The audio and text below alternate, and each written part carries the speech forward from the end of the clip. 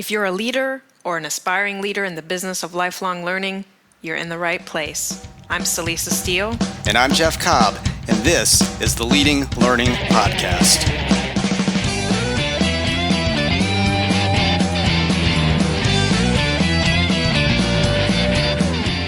Hey there, and welcome to episode 57 of the Leading Learning Podcast. In this episode, we're going to talk to Marla Weston, CEO of the American Nurses Association, and someone who is helping to lead learning on a very large scale. Before we do that, though, we want to be sure to thank Avalar, which, as the sponsor of our webinar on learning management system selection, is also the sponsor for this episode of the Leading Learning Podcast. You can find out more about Avalar and its learning solutions at avalar.com. So, Celisa, we've recently, I think, really been focused on this whole idea of large-scale learning. So, not just the typical training and education, though those can certainly be part of it, but, how do you really create change on a large scale? And we talked to Shlomi Katan at XPRIZE, who's certainly, all about that. XPRIZE, doing fantastic work in that area. And of course, at the core of their work is this concept of grand challenges. And I know that that's something that you got to talk to Marla Weston about. Yes, so it was a great conversation with Marla. As CEO of the American Nurses Association, we talked a little bit about just how does learning and education fit in overall with the mission of ANA. And then we also really dug in on the grand challenge that she's undertaken there. And this is Healthy Nurse, Healthy Nation. It is, as you said, large-scale change initiative, really aiming to help improve the health of nurses. And because there are so many of them in the U.S., I think it's 3.6 million, if you can improve the health of that group, you really are improving the health of the nation at large. And so we talk a lot about how that initiative got started, what it takes to maintain, where she sees it going, and how she balances that with the other commitments that ANA has to its membership. So it's a great conversation. Marla is incredibly thoughtful and smart, and kind of as maybe a spoiler alert, but that question we ask everybody about how they go about their own learning and maintaining their own learning. One of the things she points to is the fact that something like a grand challenge has been a great learning experience for her. Well, I'm really excited about this particular interview. I've seen Marla talk about this a little bit, but I'm looking forward to hearing it more in depth. And I'll mention, as we're heading into it, that once again we're indebted to Seth Kahn because he does such great work with grand challenges. He's worked with Marla and helped to connect us with her, so I want to give that nod to Seth. But at this point, let's hear the interview.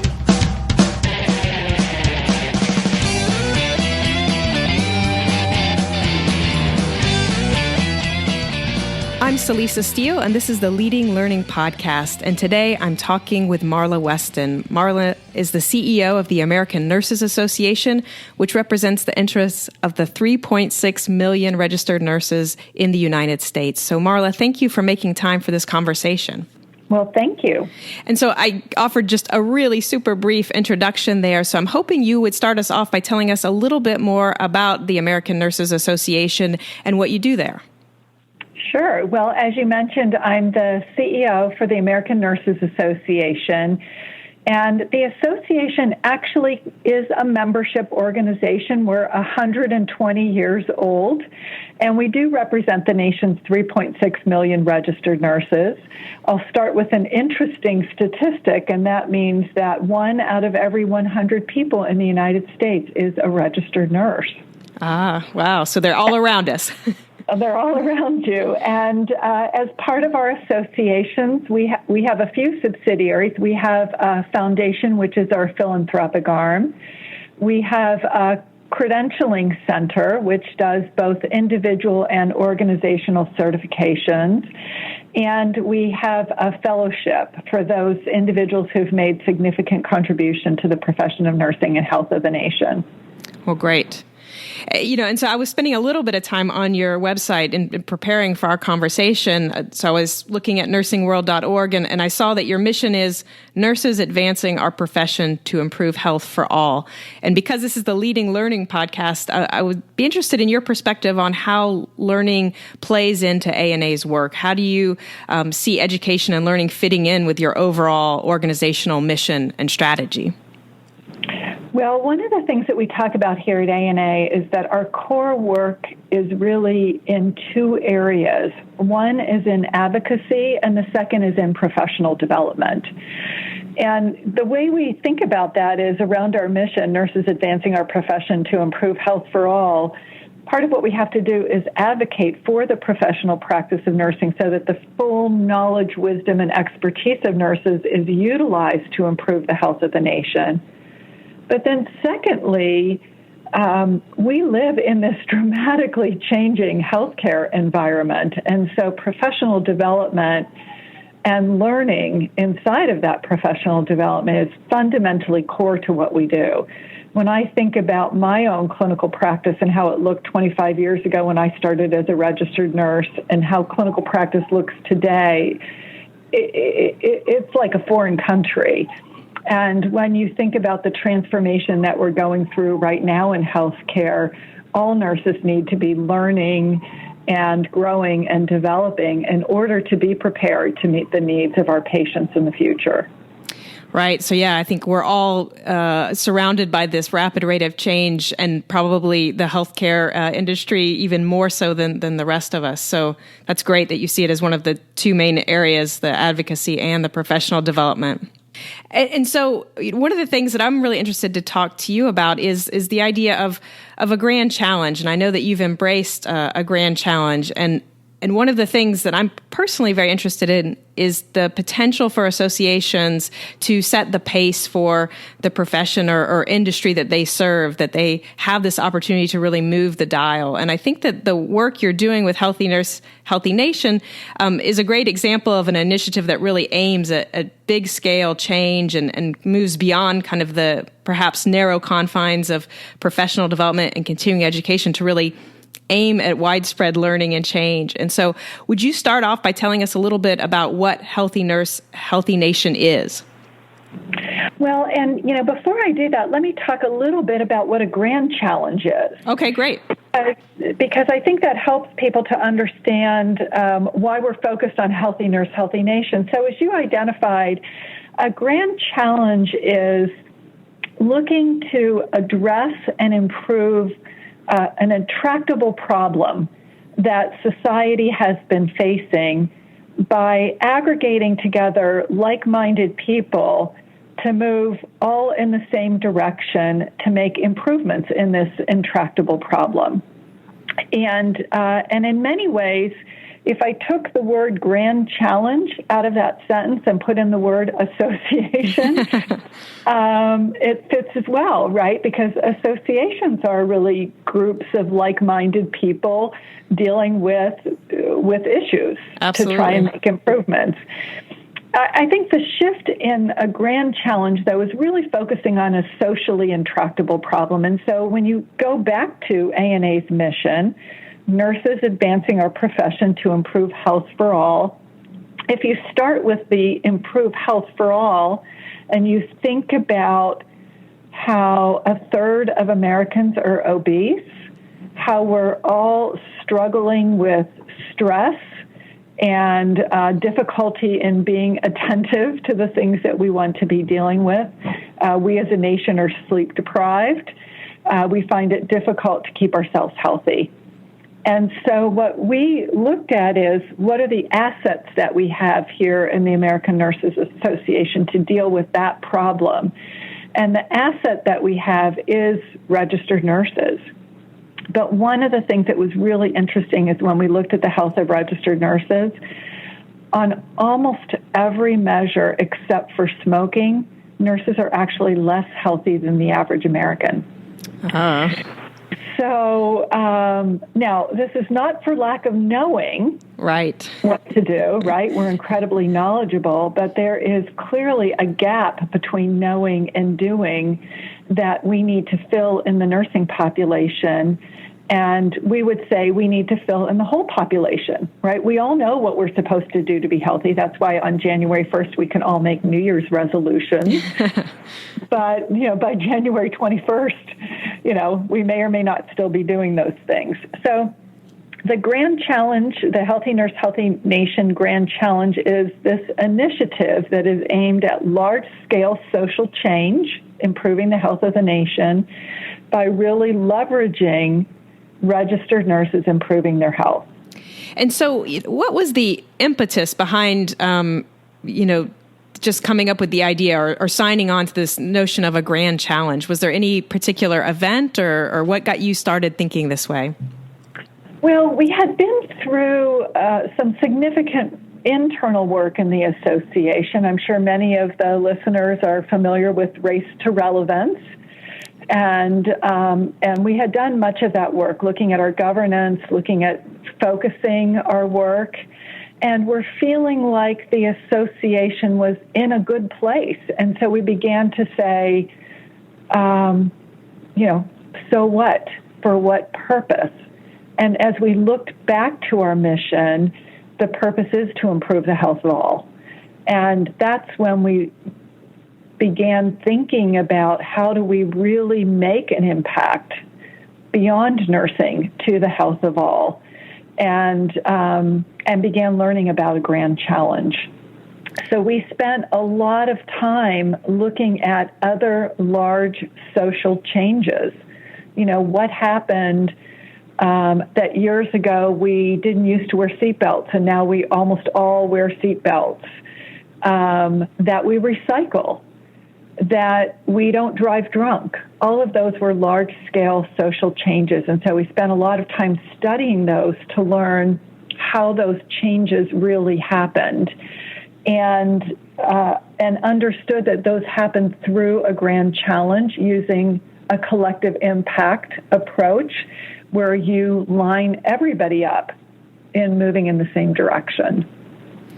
And so you mentioned that you spent a lot of time studying these other efforts, and you've talked too about how this is about, the grand challenges are about intractable problems. So talk to me a little bit about the timeline. I mean, how long have you been working on this? How long will the Healthy Nurse, Healthy Nation last into the future? What's the timeline for all of this? Mm-hmm.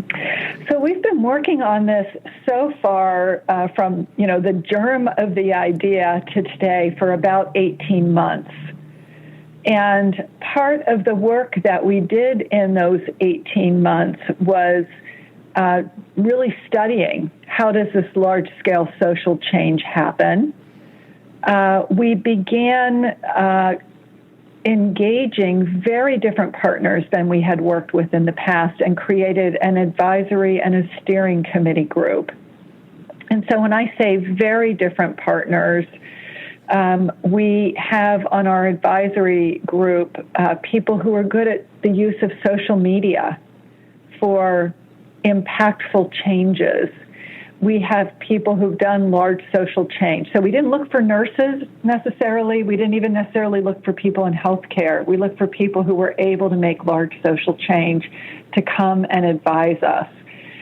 And we outlined then a plan or a process that would engage individuals, engage people in interpersonal relationships, engage organizations, because one of the elements of this large-scale change is that you have to engage people at multiple levels.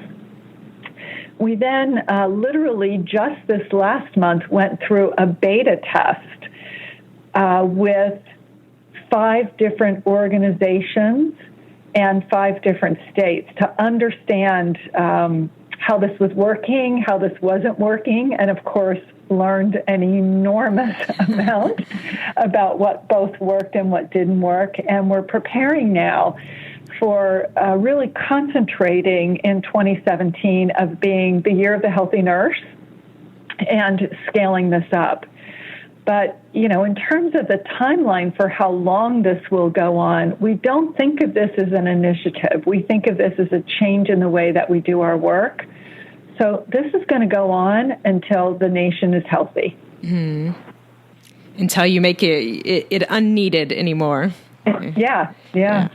Well, so can you talk a little bit about what the role of learning and education are in terms of Healthy Nurse, Healthy Nation? I mean, as part of what you're doing, in those beta organizations, is it based around education and learning?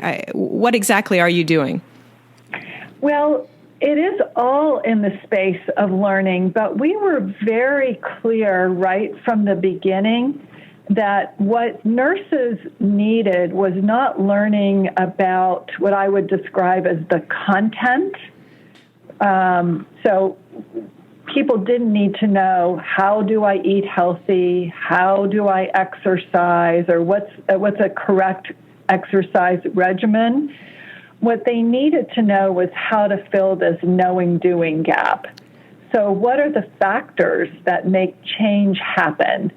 How do people who really improve their health do that? And we recognize that part of what's important for us as we go through this process of learning and we teach our patients and clients is that we're honest, that we're all also on this journey. And so how do you simultaneously convey to people the goal of ultimate health and knowing that you're personally not there yet, but that you're working on it? And how do we have those conversations? So that was really one of the big areas of learning. The second is, how do we simultaneously utilize what I would describe as the traditional methods of learning? We've done some webinars. We've just actually did a day-long retreat around this in one of the beta states. But how do we embed learning in everyday activity? So how do we use social media to help people learn about this and share their learning and share what's working and what's not working? So one of the things that we've been piloting a bit is a hashtag that we use called Fit Nurse Friday.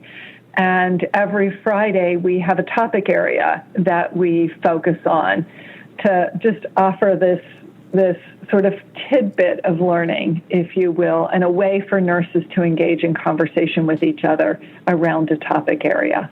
Do you have an example of one of the Fit Nurse Friday tidbits that you might be offering? Yeah, so one of the Fit Nurse Friday tidbits was around, what do you eat for a healthy breakfast? Mm. And I remember that one in particular because one of the tips that was shared is a way of creating overnight oatmeal, which is something that I had never done before and something that I have personally adopted and utilized. For Thanksgiving weekend, we are having a virtual 5K where we are encouraging nurses to sign up for a 5K in their local communities and then report back on how they're getting ready for the 5K, what their experience was doing the 5K. And so once again, it's a way of engaging in a different sort of learning. Mm-hmm. Absolutely. The action-based kind of learning. Yeah. Right. So when you think about the impact that you want Healthy Nurse, Healthy Nation to have, how do you go about defining that impact and then measuring your progress towards having that impact? Mm-hmm. Yeah, that's been one of the more complicated factors for us to figure out, largely because health is so multidimensional. Mm-hmm. And so we actually partnered with Harvard because Harvard has done some health studies on nurses, and we partnered with a few nurse researchers and other researchers to help us figure out how to best measure impact on nurses' health over time. And so we've identified a simple survey that nurses can take, and we're doing some work right now to roll that data up into a single number that would be a measure of health that we would be able to track over time. But we also recognize that that's a measure that's going to take a long time to move the needle on. So we identified a number of metrics that we would utilize to measure just engagement and involvement to start off with. so, looking at things like the number of, all of the measures of engagement in email traffic and social media use, and the number of individuals and organizations that sign up to be engaged in this initiative. Mm-hmm. Well, great. Yeah, no, it seems, I think that so often the impact that learning and education have can be so hard to measure, yet when you can, it's so powerful. And I love the idea of a single number, and also then, of course, your acknowledgement, though, that will take time to move that needle. Right. So, everything you're describing sounds like, you're being very thoughtful. You're giving it a lot of time and attention. So, how do you balance engaging in something big like Healthy Nurse, Healthy Nation? How do you balance that with the more operational work and responsibilities that ANA has to its members? Yeah, I think that's $1 million question. But, I want to back up and say, of course, when I talk about it, it sounds very thoughtful and logical and organized. And, everybody knows that when you do this work, there are moments that it's thoughtful and logical and organized. And then there are moments that everybody in the room looks at each other and goes, I don't even know what the next step is. So, the reality of these journeys, especially when you're doing something that's innovative and creative and this big, is that we have experienced, and everyone will experience, that full continuum.